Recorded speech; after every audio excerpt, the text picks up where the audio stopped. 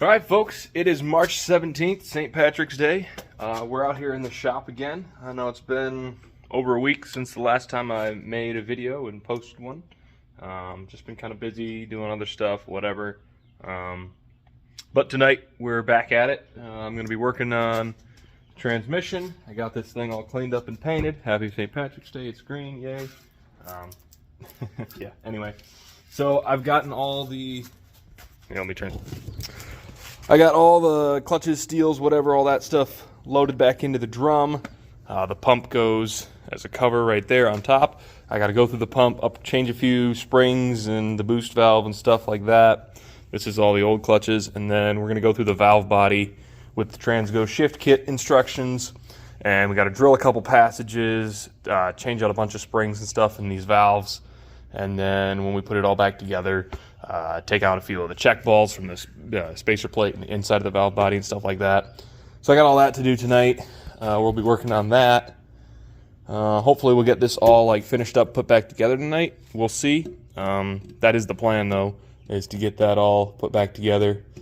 I also got to do a little maintenance on the Aveo. It needs some O2 sensors and idle air control valve and a couple other little things. I don't remember exactly what I got. There's like 3 things. Oh, PCV valve.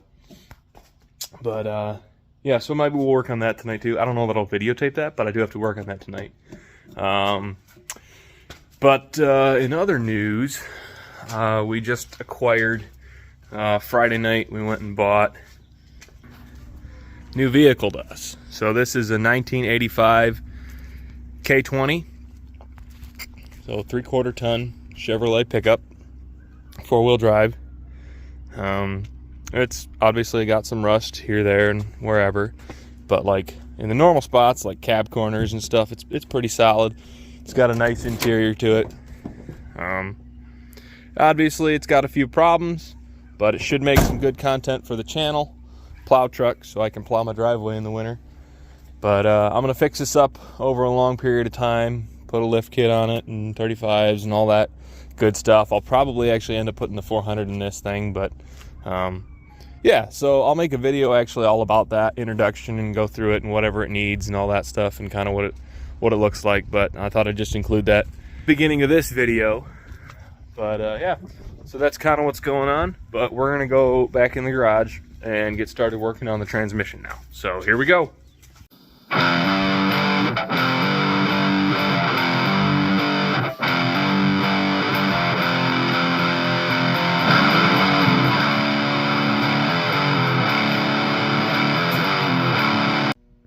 Okay, so we gotta move all this stuff kind of out of the way a little bit so we can work on the valve body. We'll probably work on the valve body over here, but we just gotta organize some of this, clean up, throw away all these clutches and steels. They're not really any good. So get all that cleaned up. I got a trash bag right down there. We can move the pump right over here. That should be fine. And then, yeah. Make some space so I can work on the valve body. I got my instructions from the transgo kit here. And this says to start with the pump. I'm not going to start with the pump just because I don't want to take it apart right now. I want to do the valve body first.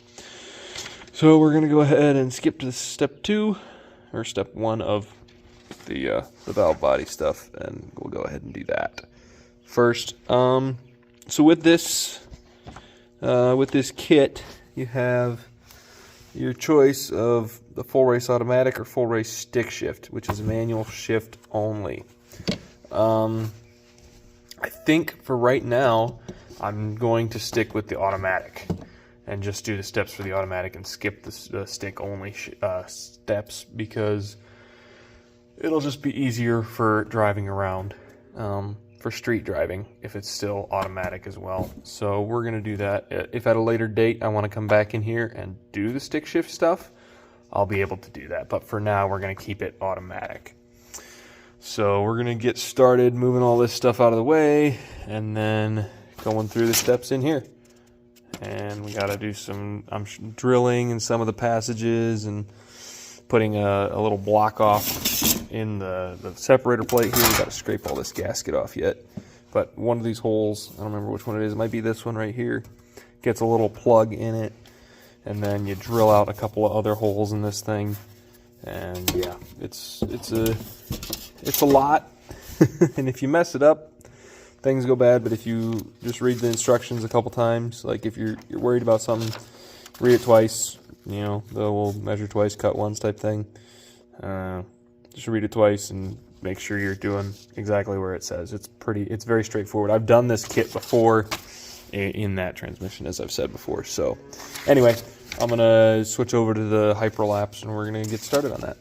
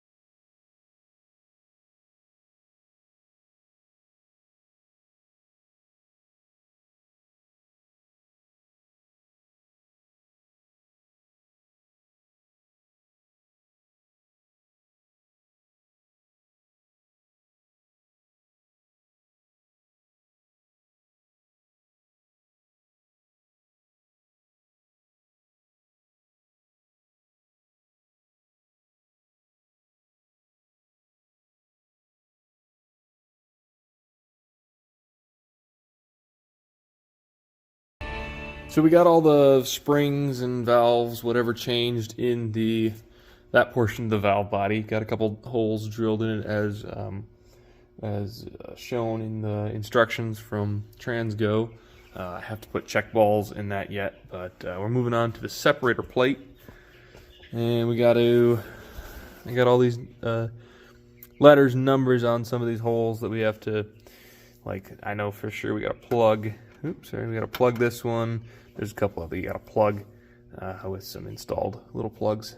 So we got to do that, and then we got to drill some bigger and whatever. But that's where we're at right now, and we're gonna keep moving on.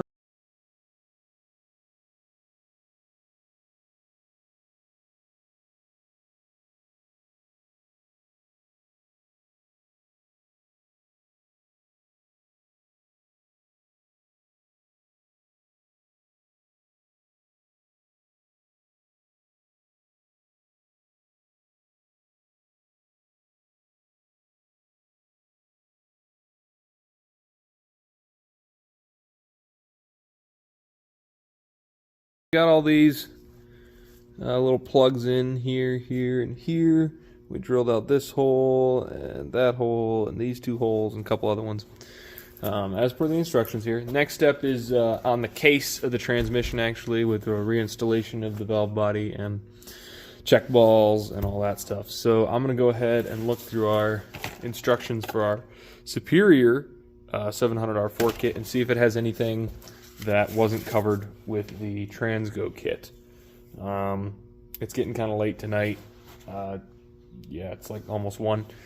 But I'm probably going to call it tonight for this video and keep working on this stuff tomorrow. Yeah, so we're making progress. It's slow, and I know I've been off for a while and haven't done a video, but hopefully we can pick back up a little bit on those. Yeah, we gotta do this. We gotta do some stuff to the pump, and then we can put the transmission back together. I've got everything I need for that. So yeah, we'll just keep making progress on it every night, hopefully this week, and until it's all back together. But I'm gonna read through the instructions quick, and then I'm gonna clean up. I have to file down these plugs because they stick out just a little bit over flush. So I'm gonna file all that stuff down and then make sure that's all cleaned up and good to go. But that's probably going to be it for this video. Hopefully we should be getting the engine back here pretty quick. Well, this week will be 6 weeks. This Tuesday will be 6 weeks that the engine's been at the machine shop. So sometime in the next 2 weeks, hopefully, should be hearing from them about the 355 coming back, and then we can start putting it back together as a 383 stroker motor. Got all the stuff for that. I'm ready for that stuff. But as you saw in the beginning of this video, we've got that K20 now to work on. It needs just a handful of stuff. It's got a fuel leak. It's got a bad dual tank valve. The selector valve is stuck, and so it's overflowing the one tank and leaking out the vent. So I got a new one of those coming. We're going to put that in. And then the carburetor needs some tuning on it, and ignition timing needs checked. It probably could use spark plugs and stuff like that. Just some general stuff to go over before we can just drive it most of the time for right now. But I'm going to cover all that in another video, all about the K20. And yeah, we got a new shop fridge over here. So we can start. I'm gonna stock it with mostly water probably in the summer for working out here, but it's over here in this corner, and we're gonna put some stickers on it. I might actually just throw some of those on here right now for the video, but I mean it's coming along, this project in here. I got the back end sitting on the ground because we're just reusing the jack stands to jack up the Aveo to put an O2 sensor in the front. My wife helped me with that. So yeah, Firebird's coming along. Haven't done anything on it since the last video, just working on transmission right now, but it's ready pretty much for the motor to come back and get put back together, and then the transmission to come in. But this is the 400 still sitting on the engine stand. I'm gonna have to take it off to put the 383 on when I get it back, but I painted the block. I painted it red, not Chevy orange, but kind of looks a little orangish. I don't know. We'll see. That's actually... Here, I'll show you this. Sure. We decided we're going to go E85 this summer sometime. We're going to do the conversion on the Firebird. So this is actually a E85 / pump gas fuel pump, mechanical fuel pump.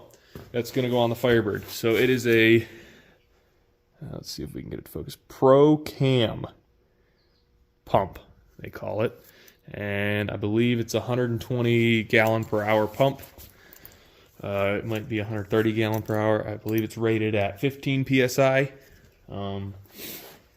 So we're going to be redoing the fuel system. That's ShopCat. We're going to be redoing the whole fuel system on the Firebird sometime this spring / summer. We're going to put a new E85 carburetor on it and run bigger 10 AN lines all the way from the fuel tank in the back all the way to the front.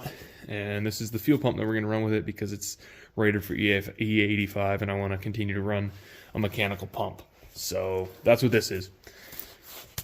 So that's kind of an exciting thing. We are going to start the 350 or the 383. We are going to start it on pump gas and tune it in all on pump gas.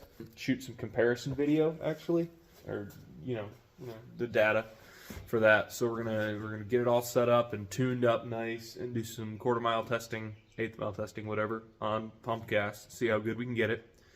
It's gonna be a lot faster than it was last year with the 355 and the old heads and the old cam. So I'm pretty excited to see what it'll do on pump gas, even with all the new upgrades. The compression is still going to be way safe for pump gas. It should only be like 10-1. But, and then once we get the new carburetor in and all the fuel line stuff in, we're going to have to take the tank down because I want to cut a hole in it, and I've got a weld-in sump sitting on my shelf right over there that I'm going to put in.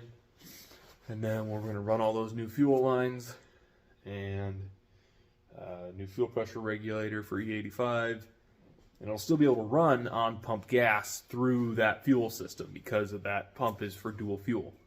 So I'm going to keep my gas carburetor probably more for long distance driving with this thing. So I can put it on, run the tank out of E85, put pump gas in it, and then if I want to take it long distance, you know, so I can get a little further in between fill-ups, I can run it on pump gas. And then for more racing and cruising around locally, I can put it on E85 and just switch carburetors out.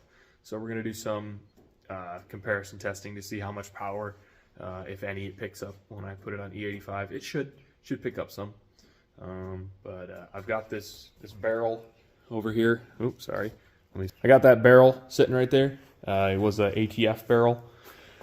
So I'm going to use that for short-term E85 storage. I'm going to take it to the local stations and fill it up, bring it back here, and I'm going to get a transfer pump for it so I can pump that into the Firebird. But that's something we're going to do for the E85 setup. But yeah, we're pretty excited about all that. And yeah, everything's kind of coming along pretty good. I like the way this thing looked in red, so I figured I'd paint it red. I'm going to shoot some more of this thing when I do the K20 introduction and update video, because this engine is most likely going to end up in the K20 until I get something else for it, or if not, I don't know, but that's probably where this engine is going to end up. So that's kind of an update of where we're at right now and what's been going on. Excited about the new truck. It should make a great little farm truck, plow truck, drive around shop truck type thing for right now, and eventually we'll fix it up nice, but I'll go into more detail with that later. Yeah, that's going to be it for this video and it for tonight. Thanks for watching, and make sure to subscribe and like, and thank you very much.